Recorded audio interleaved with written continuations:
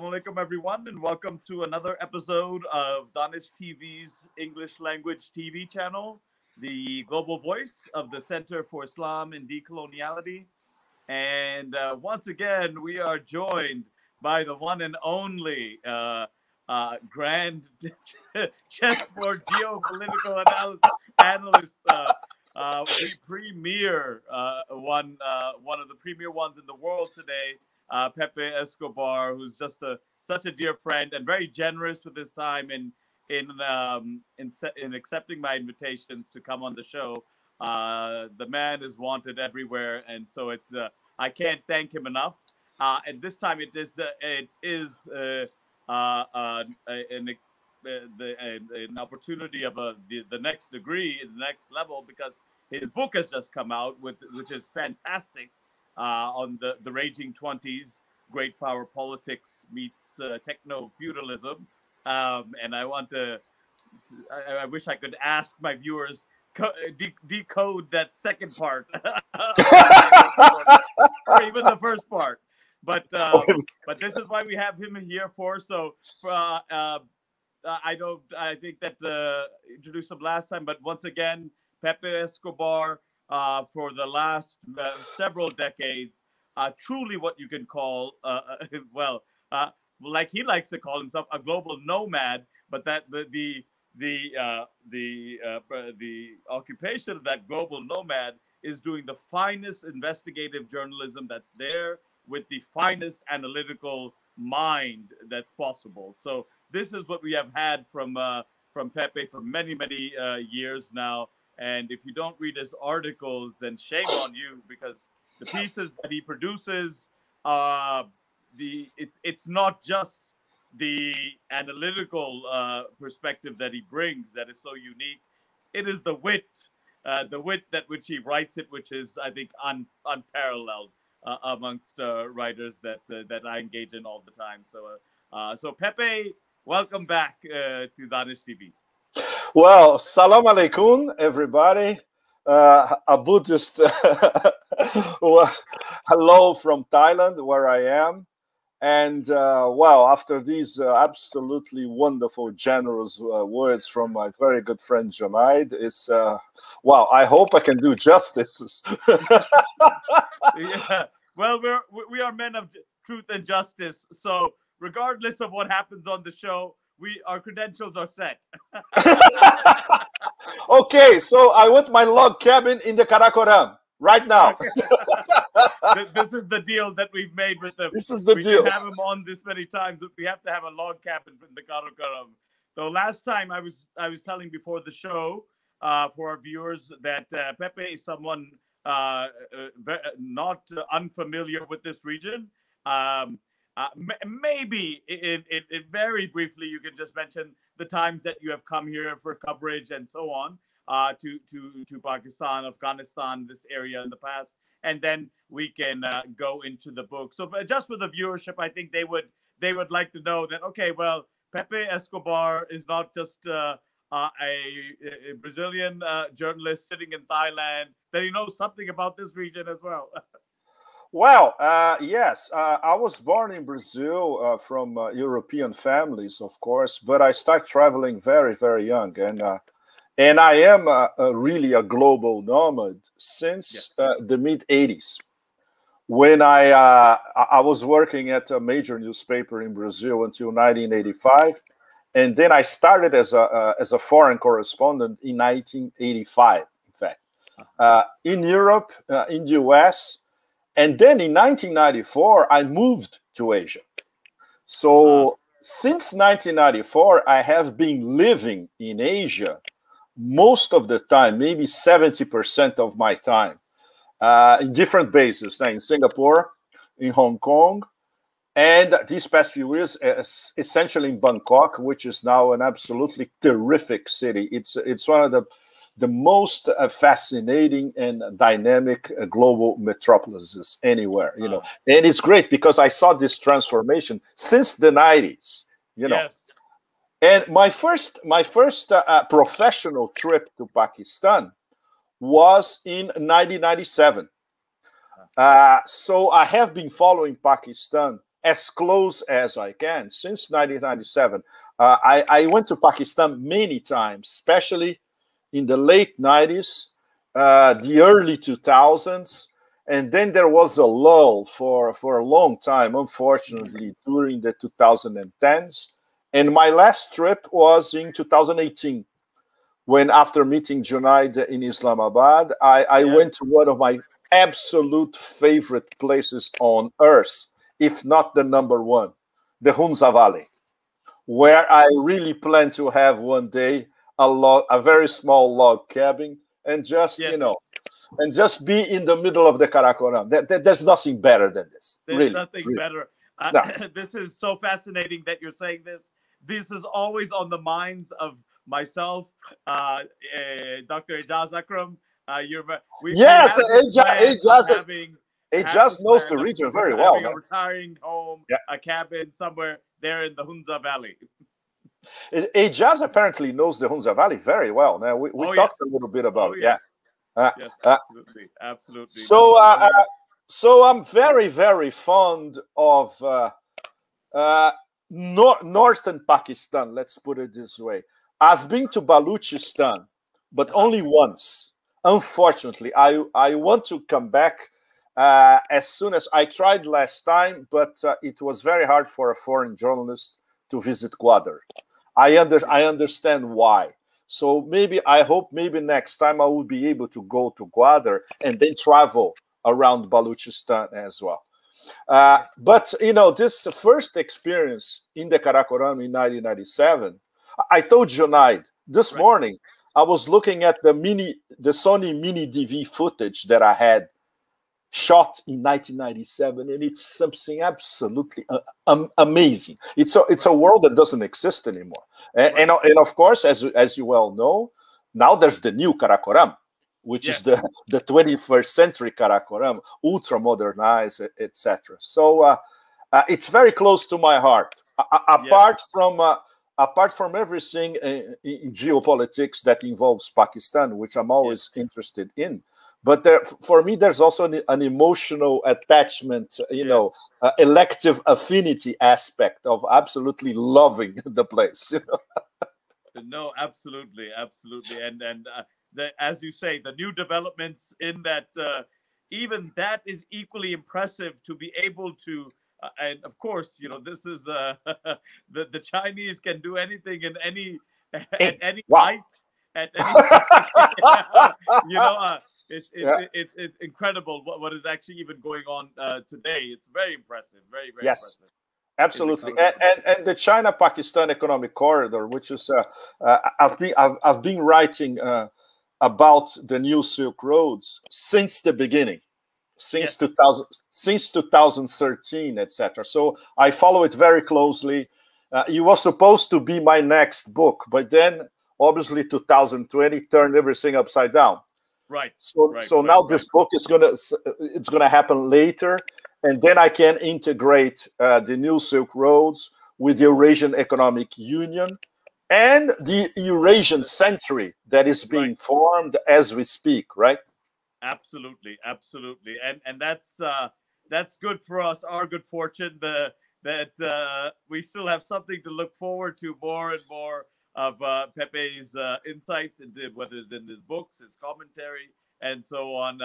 So that's great for us. But Pepe, I know and I hate this part of it because especially with a person like you, but we always have to have that limited time that we have to keep our audience. Because usually after 30 minutes they start running away and they put on Netflix or something. Well, we cannot blame them. No, I do blame them when Pepe Escobar is here. They will be held accountable, especially my students. Anyways, Pepe, let's get into this fascinating book. I was very grateful to have gotten it and to have read it. I mean, probably in about a day and a half. So wow, because it's not very long, no? No, it's not very long, but it's also it's just dazzling. It just captivates you. You cannot put it down. It's and of course that also has to do with the inimitable style of Pepe Escobar. So you can't put that book down. The topics just range, and the titles of each chapter, it's amazing. I wish we could put that on. But anyways, Pepe, so the title is The Raging Twenties: Great Power Politics Meets Techno-Feudalism.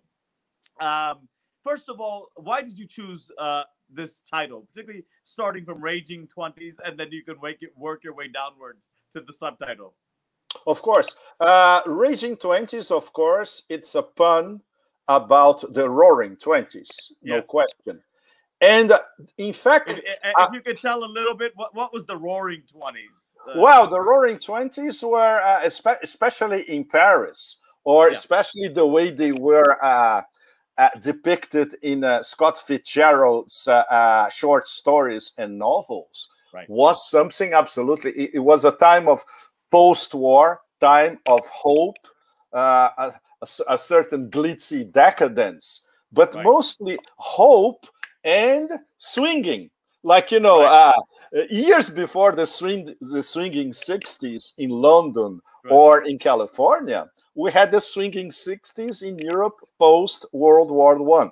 And then later we know what happened. Weimar, and then the ascension of the Nazis. But these early Roaring Twenties in Europe, especially, were after also the great Titanic launch. Exuberant. Of course, what happened to the Titanic foreboded what would happen after.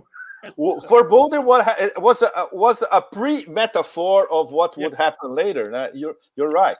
Well, so in fact, right at the beginning of 2020, Raging Twenties came to my mind because we should never forget. And this, in fact, is the first sentence in my introduction. The Raging Twenties started with a murder. It was the assassination of General Soleimani on January 3rd.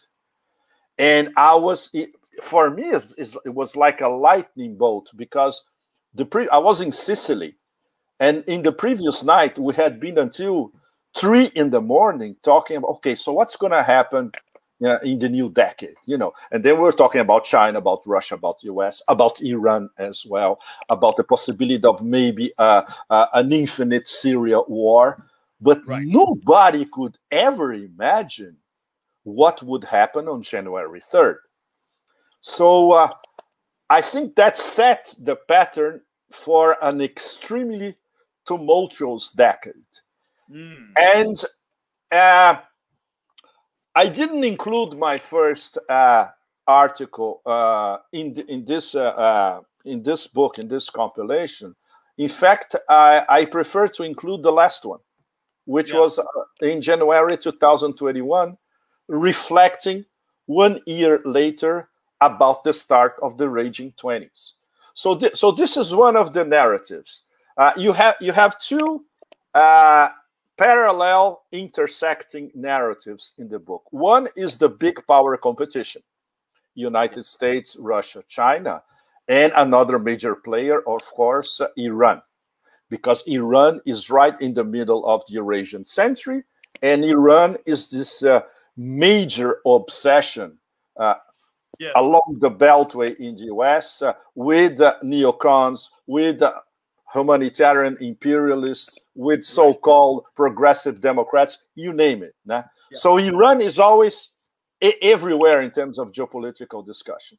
So then we have this narrative, and at the same time we have the COVID-19 narrative, which started to get really, really hardcore by the end of January.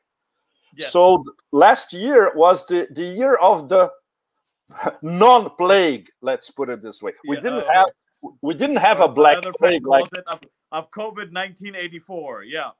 Yes, COVID-1984, absolutely, which was how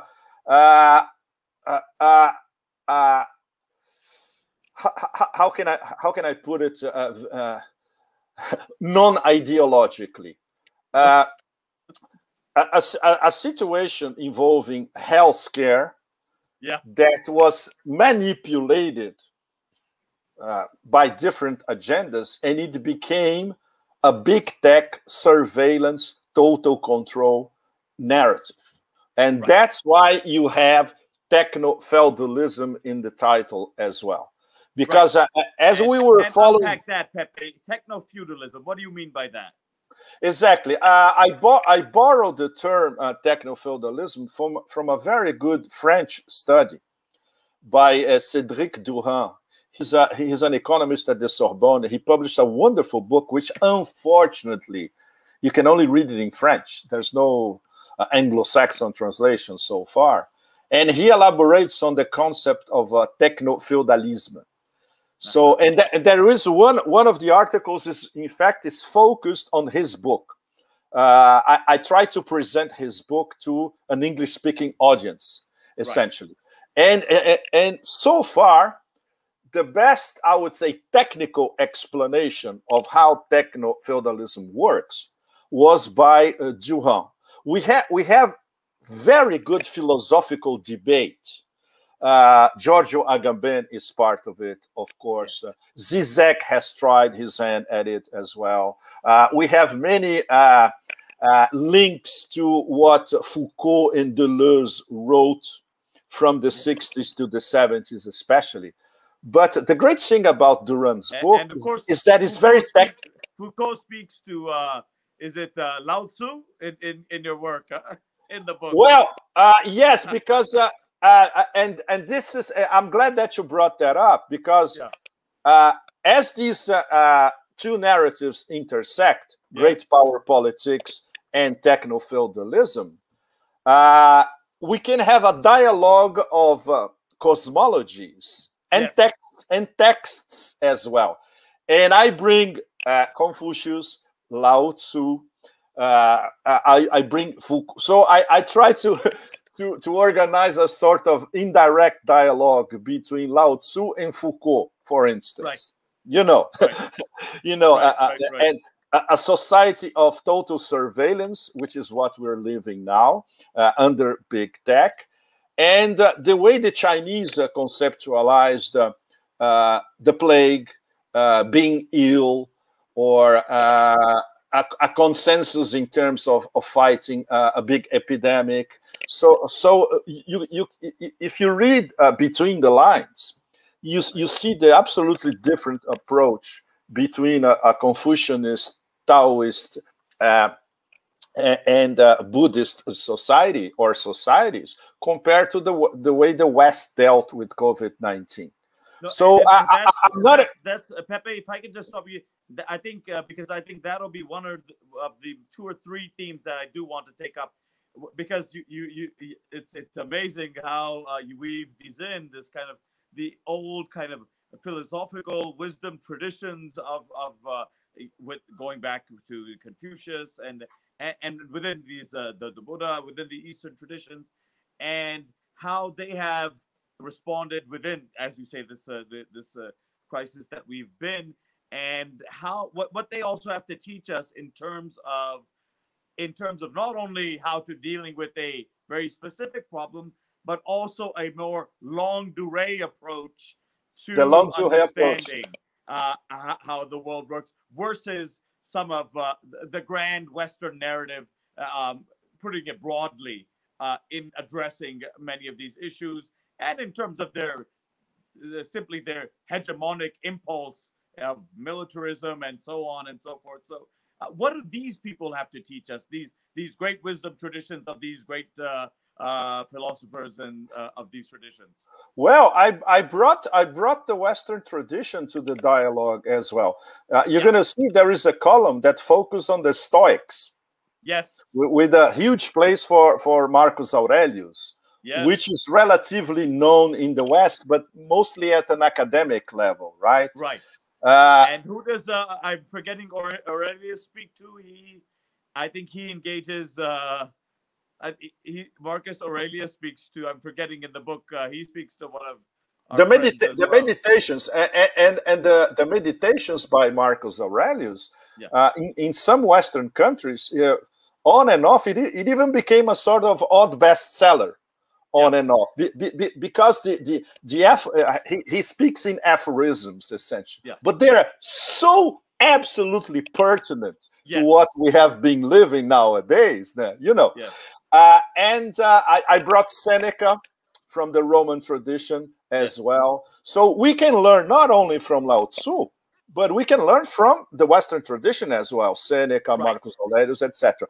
And I was glad that I was able to introduce this into the dialogue as well, because you remember one of the points. It seems like one of the points that you were trying to emphasize is also that within the Western, so-called Western canon, of course, which was, you know, I mean, later on works kind of an ancient version of Orientalism was Martin Bernal's Black Athena. So, but within this, even the Western canon, which was kind of whitewashed and reappropriated for an imperial project of the neo-colonial West, but you kind of, in some ways, emphasize how even within that Western canon, older Western tradition, there are these insights that are equally applicable, equally useful in understanding what's going on today, and in some ways that the sinking Titanic ship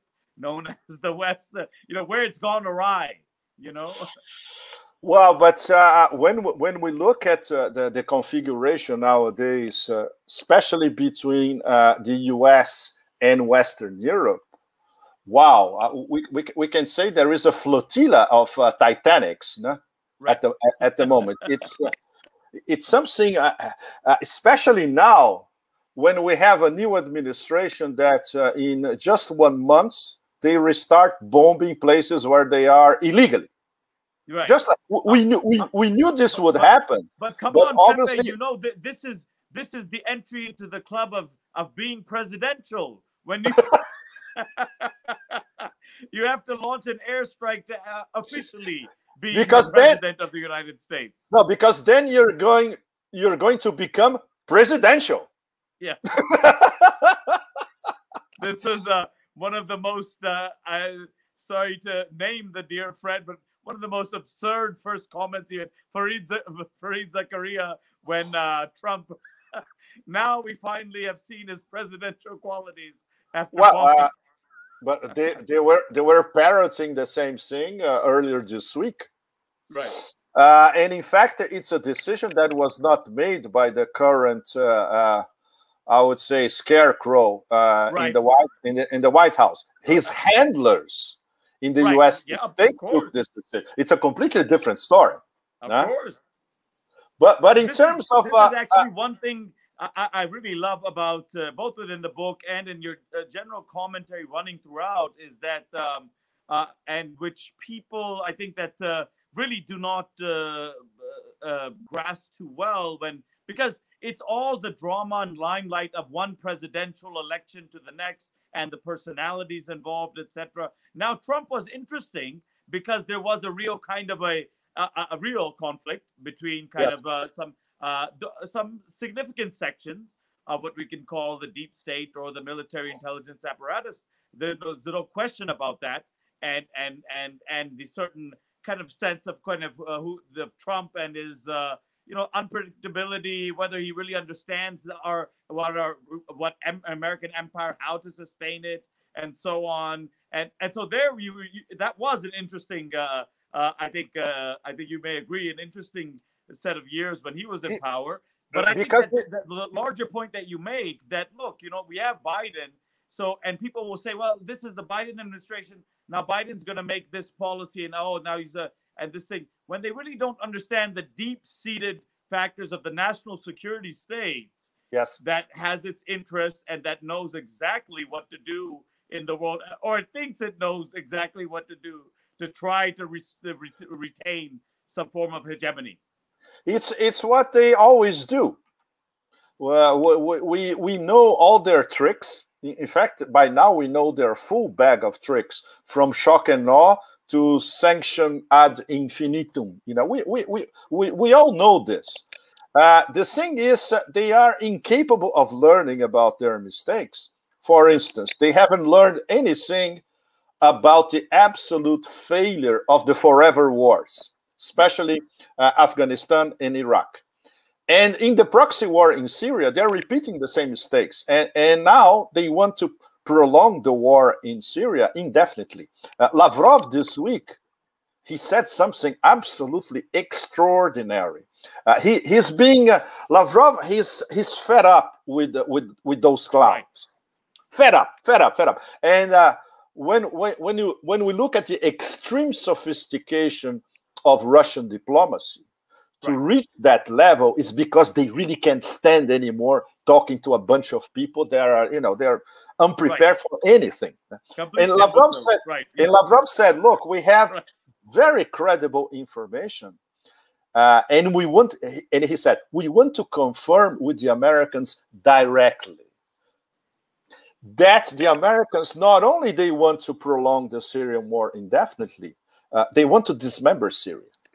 This is extremely serious because we have what's probably the top diplomat in the world, Lavrov, saying that now in public and defying the Americans to prove him wrong, which they can't, because this is everybody knows this is their agenda, So we are getting, and this I would say would be an unfortunate logical development of the raging 20s as we go further.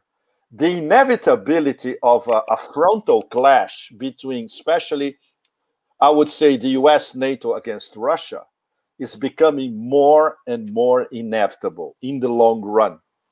And the Russians know it and they are prepared for it. Yeah. And the Chinese... Pepe, our viewers would just be like, or at least our sensible viewers would be, how could this be so conceivable that such a reckless initiative against Russia, which of course, as the Russians say, why do we even have to call it a defense pact with the Chinese? We don't have to. We are in a strategic relationship with the Chinese. We can call it whatever we want to call it, but everyone should know that. So if what you say is potentially imaginable, I think for many of our viewers, they would just think that, wow, is it really that reckless, or is NATO and those forces that so reckless to engage in this frontal kind of... To answer your question, Junaid, yes, they are reckless because they have no other instruments or tricks left in their bag. Essentially, if you follow what's coming out of NATO on a weekly basis for the past few weeks, it's all there. There's going to be more provocations against Russia. They're gonna raise the forces in Iraq with an extra 4,000 troops. So the provocations are multiplying little by little. They are next month. In fact, next month, starting tomorrow. Next month is the NATO summit. They are going to designate Russia as a strategic threat. So Russia is not officially a partner to NATO anymore. So this plunges into a completely new confrontational territory that officially it didn't exist until now. And this is part of who crafts NATO policy. The U.S. deep state, the Pentagon, American generals, and then you have an idiot like Stoltenberg, like a parrot. Okay, that's the script. Stoltenberg doesn't run anything. Everybody who knows Brussels knows that. Yes, right. So now, if you saw his press conference, it's like you could see. He's like a parrot saying things that he may be also kind of confused about, uncomfortable with, but he's just parroting it. He's just parroting. And that's the major problem in Brussels, because you have these three interlocking structures: the European Union, the European Commission, and NATO. So if you have European diplomats who worry about sovereignty, and they see that none of the 27 members of the EU is really a sovereign, because they are controlled directly, indirectly, subterranean, laterally by Washington. So then one day you have a head of state like Macron saying, look, I'm fed up with this whole thing. NATO is brain dead. We need to build our own game. And then you have, wow. Right. But he was, whatever you think about Macron, he was absolutely right, at least on this point. This is what you hear in discussions behind closed doors in Brussels. But nobody has the guts to actually, okay, let's start to be really sovereign, not only in our energy policy, and then there's the Nord Stream discussion, etc., but especially in our military policy. We need to have our own military defense force. Obviously, we cannot depend on the Americans to dictate what we're going to do. Yeah. Well, so we always going to be a satrapy of the American empire, like the old times of the Persian Empire, you know. Of course.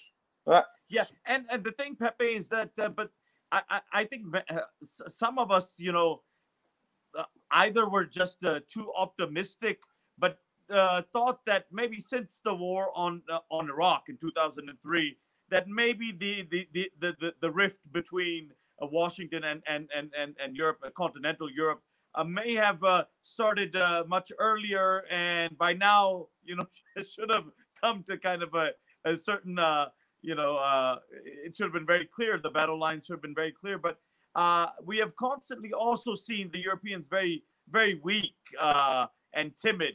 The rhetoric may come across sometimes, but at the end of the day, you know, whether it's adventures in Libya, in Syria, and so on. Yeah. So this would be probably the theme for the Raging 20s 2021 version. No, I'm not joking, Junaid, because these past few weeks we have seen how this is becoming extremely serious, because now there is a new narrative of confrontation coming not only from the Americans, but from NATO as well. And this has everything to do with the return to unlimited power, I would say, of what in the Beltway we call the blob. The blob is, you know, that monster that congregates all different swamp creatures. Different kinds of deep state swamp creatures. Absolutely, but you know, now we've come to use our good friend Ray McGovern's term. You know, this which is sounds like Mickey Mouse. This is this brilliant. Military industrial. I don't even remember it, but I do. Media, I do. Intelligence. But Ray is absolutely brilliant. Ray is an American national treasure. Now, he came up with the expression "Missy Mat," which looks a little bit like Mickey Mouse. Mickey Mouse, nah? Yeah. Missy Mat is military, industrial, counterinsurgency, media, academia, think tank. The two T's. Missy Mat.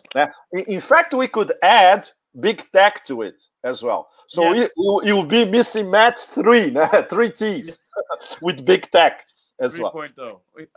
And in fact, I would say a direct consequence of the beginning of the Raging 20s is that Missy Mat is congregating virtually unlimited power, because Wall Street is on board, and especially big tech is on board. Right. Which brings us again to the implementation of techno-feudalism. If you do not follow our narrative, we're going to cancel you. Period. You can even be the president of the United States. We don't care. We cancel you. Right. I mean, the irony was so lost to all of the global liberati class, all the liberals of that a sitting, no matter how, whatever you thought of the clown that he was, a sitting U.S. president of the United States, who we always love to call everywhere the most powerful person on the planet, is, while still be in office, is being, you know, banned from Twitter, Facebook by a private company. Is exactly. You know, so and from that, I wish more people would think about what this actually means, where real power lies actually, and who is that big tech? Who is it actually serving? Is it the White House, or is it actually something much deeper than the White House? You're absolutely right, Junaid, because it is much deeper, because big tech is much more powerful than any government nowadays. So the old Westphalian model of sovereign states is absolutely dead. Real power now, and in power in terms of configuring the space where we can have a global conversation, which is not really a conversation. The hardware and the software is controlled by especially American big tech. Right. The Chinese are trying to build their own space, but then we have this is the whole problem. Yeah, we have a huge soft power problem. Right. Enormous. Pepe, let me because of time limits. So the final thing I do want to ask, which is the context now and where it's heading. So, and I'll try to make them interlinked, is of course this whole past 2020 and ongoing the COVID-19 84 period. Well, in some ways, not even going into too much analysis what was that? We have seen the consequences of that in terms of the economies, in terms of social control, in terms of all sorts of things.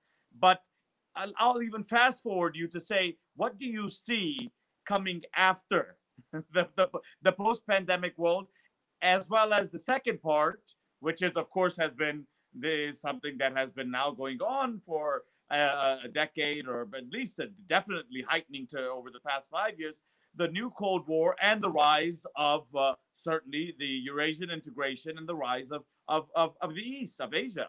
So I think if we can end on kind of your insights into what you see in your crystal ball, what can we expect? No, I never use crystal balls. You know that. No, I'm sure they have something much more, more sound, philosophically sound. In the East. Because I do the realpolitik. Yeah, the work that I do is based on facts on the ground, facts that people who have agendas that they want to modify the facts, you know. Yes. So we obviously, like, you know, who could imagine that the raging 20s would start on January 3rd with the assassination of Soleimani? Nobody. Yeah. No. So we cannot predict anything. Yes. We can follow some trends that are now pretty clear. Right. The number one, as I see it, is the inexorable convergence of, let's say, Greater Eurasia. Greater Eurasia is a Russian terminology and definition, which I think it really gives you the complexity and the range and the depth of the concept. This is something that Putin was talking about in the late 2000s already, and then he started talking about, let's build a huge market from Lisbon to Vladivostok. Right. This is the basis of Greater Eurasia. The Chinese, because they have unlimited financial power, a few years later, they could come up with the concept of Belt and Road, which I prefer to call it the New Silk Roads for the 21st century. But it's basically Russia's concept. So when you have a merge of the Russian Greater Eurasia concept and the Chinese New Silk Roads concept, you have a roadmap not only for this century, but for a few centuries ahead. You know, yes. And because the center of economic trade, investment, and I would say sooner or later as well, cultural influence is going to be in the East, not in the West anymore. And the West, especially in the case of Europe, where I live in Europe as well. My base in Europe is Paris. So I follow Europe from, let's say, a French-Italian point of view, which is much more nuanced than the Anglo-Saxon point of view. Soon it's going to become a Western peninsula of Eurasia. Not more than that. The real power will be across Eurasia, from Turkey to the right, all the way to Vladivostok, Shanghai, etc. So this trend is established and it's ongoing. The other trend is the reaction by the usual suspects, and then we enter extremely volcanic territory, I would say. They are. What is their plan A for the moment?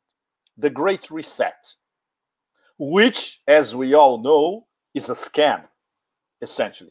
But they are trying very hard to sell the scam. They started last month at the World Economic Forum, the virtual Davos. They're going to do it again in May. They keep trying to influence influencers. In fact, we're going to have to destroy everything and put something different on top of it, and we have the solutions. We means Prince Charles, MasterCard, the IMF, as if these people have solutions for anything, right? Yes, of course. So the I problem bring is the Rothschilds on here. Why do I? The Rothschilds. But the problem is that you cannot sell this to the global south. Right. You can maybe sell it to, I would say, part of American public opinion, a fraction. Right. You can sell it to a fraction of Western European public opinion, but you cannot sell it to the global south. So this thing is dead on arrival. Although they think that, they don't have a plan B. Yeah. This is even worse. Their plan A is the Great Reset. The only possible plan B would be a hot war somewhere as a way of revitalizing the economy. And that's why this thing gets dangerous. Because when we start looking at the improbabilities and the negative feedback loops ahead, it does not look good. Yes. No. I absolutely agree. And this is why, other than Russia and China, you also put in that clearly Iran, I mean, and it's so clear, the obsession, you use the correct word, the obsession of all of these various elements within. But Pepe, just the one last question, because this is quite interesting for me. Well, we'll see if what kind of pressures that the new administration will send. Is it really interested in going back to the nuclear accord and so on and so forth?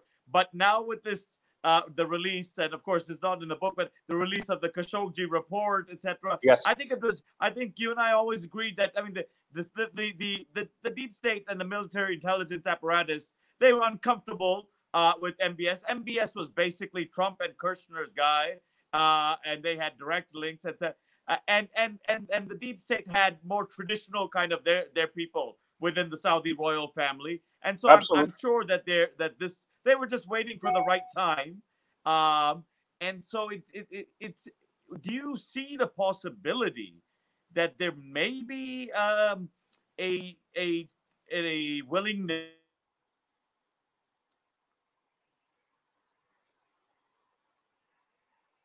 diplomatically, even at the expense of the Zionists of Israel, and of course Saudi Arabia to a lesser extent, but mainly at the expense of its relationship with Israel? What do you say to that? Well, on the Saudi angle, it's very interesting because the CIA man in Riyadh is Nayef. Yeah. The only thing that the CIA thinks about is to get Nayef back into power and get rid of MBS, which they absolutely hate on every level. Right. The thing is how they're going to sell this to the Saudi royal family itself, and how they're going to sell it to the rest of the world. But one of the things is they're requiring Biden, first step, only meet with the father, at least until he's alive. Exactly. Well, he's barely alive, as we know, right? Right. So I wonder if he. If we have can you imagine a conversation between King Salman and the current guy in the White House? Oh my God. Right. With no teleprompters. Can you imagine that? But with Israel, it's much more complicated because, as we all know, they control Capitol Hill, 100%. Absolutely. They control vast swathes of the U.S. deep state. Yes. They control American media. Yes. So this means they control the narrative. Right. So it depends on what kind of narrative they want afterwards. And they are not exactly sure. Because even with the JCPOA, there is an internal debate in Israel. Do we want the JCPOA back? Do we want it to be completely smashed? Is this the real deal? What about the real deal? And I'm talking about Israeli military and intel. The real deal is that Iran is now a very powerful, it's a military power. Right. With tens of thousands of missiles that could be pointed at us and destroy Israel easily. You know, so this is the real deal. It's not a everybody can buy a suitcase nuclear bomb in the black market. Everybody knows this. It's not a secret, you know. It's very, very easy. If the Iranians wanted it, they could buy a few suitcases and they would instantly become a nuclear power. That's not the problem. The problem, as they see it, is affirm their sovereignty in Southwest Asia as a big, I would say 2,500 years old based power, which they always were in Southwest Asia, and be respected by the West as such. Okay, you don't agree with our Velayat Ifaqi, it's your problem. Well, we don't agree with your form of corrupt Western democracy as well. So let's agree to disagree, but let's do business. Right. You know, so it's a completely different story. Israel is different because Israel, if we look back to the foundation myth, which is already a huge problem, and I'm trying to be very diplomatic here. Yeah. Right. So, you know, and the Arab world is very much aware of it. And Arab public opinion, I'm not talking about fake rulers in petro-monarchies. I'm talking about the Arab street and the Muslim street in Pakistan, the Muslim street in India, the Muslim street in Central Asia. They know all there is to know about Israel. Oh, yes. So Israel, in fact, they have no friends. They have people that they can manipulate in the West. The intense kind of pressure from Israel to get as many of these Arab and Muslim governments to normalize as quickly as possible. As quickly as possible. Exactly. So, but wow, you know, we had this debate here. I'll just end on this. But Pepe, we had this debate here, and I had there's, as you may have been aware, a lot of pressure even on Pakistan to normalize now with Israel, and so it was a genuine concern for many of us activists and so on, and we've been kind of mobilizing against this. But then I had some shows with people, and then our good friend, the angry Arab Asad Abu Khalil. I had him on, and he made a good point. He said, you know, Junaid, maybe you shouldn't be too worried about, I'm not too worried about Pakistan. Can you imagine an Israeli embassy in Islamabad? Excellent point. I was like, that is a very good point. Very good point. But, you know, coming back to our conversation, we have to be very careful about Syria. Yeah, we have to have our eyes on Syria full time, because this thing that Lavrov said this week, I was extremely impressed, because it was a basic admission that we are dealing with a bunch of crazies, and they still want to bring Syria down after 10 years, and they won't stop. My goodness, yeah. No, my goodness, exactly, my goodness. And the same thing about Donbass. We have been receiving some echoes from Donbass that the situation is becoming little by little absolutely unbearable. Shelling of Donetsk all the time, concentration of Ukraine troops near the demarcation line, and all that. So the desperate bunch of clowns on this continuum Pentagon NATO. These are the two hubs where they might strike and do something with horrible consequences. Syria and Donbass. No, you're absolutely right, Pepe. I mean, if one thing, I mean, now even the Emiratis and these others, okay, they've said, okay, we've tried our best to overthrow the Assad regime. Now they have an embassy there. I mean, you're back to, okay, how do we, work again with Bashar al-Assad? But these, the Americans, the Israelis, airstrikes, this type of thing, increasing troop numbers. I mean, one wonders what are they trying to achieve? This war has been raging for this long. Clearly, the quote unquote moderate rebels are done for, but they still. So it's really, and you're absolutely right. It is pushing the Russians to the limit, and you're absolutely right that this is why it's reflective in what Lavrov is saying now, and very very bluntly he's saying. But it's the logic of the forever wars, Junaid. Once the Americans intervene, bring democracy by bombs, establish a lily pad, they don't leave unless they are expelled by force. Right. That's another story. So they won't leave Afghanistan if there isn't something like that Saigon 1975 moment. They won't leave Afghanistan. They won't leave northeast Syria exactly for the same reason. And if I'm talking about if they would ever manage to establish a beachhead in Venezuela, for instance, they would never leave Venezuela. In the case of Brazil, which is, I would say, the supreme sorry geopolitical case of these past few years, they won Brazil without even firing one missile. It was too easy. Right. Too easy. And this is something that the Brazilians themselves, they are so perplexed, they still haven't come to grips with it. Why? Why it was so easy? Why it took them 2 years to destroy our country completely? Right. No, well, yeah, but I mean, the global as the pandemic began, and we see where it's been handled and mishandled, which regions of the areas.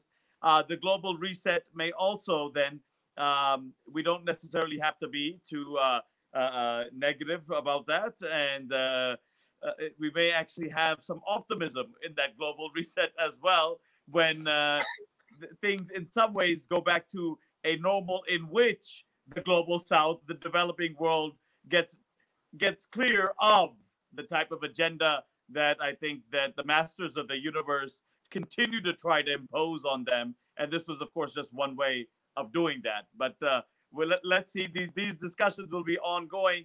We will get, as you say, more and more facts to show us exactly to add to the crystal ball for that that amazing analysis you always provide. Pepe, I really want to thank you for being on the show with us today and taking the time to be with us. Thank you.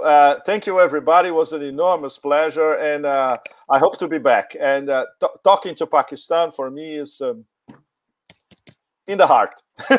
Yes. Well, Pepe, you can multiply that affection by 1 billion times that we have for you, and whenever you bless us with your presence. So thank you, Pepe. Take care and goodbye. Take care, Junaid. Take care, everybody. Thanks, and the struggle continues. La lucha continua. Always. La lucha continua. Okay. Bye-bye, Pepe. Bye-bye.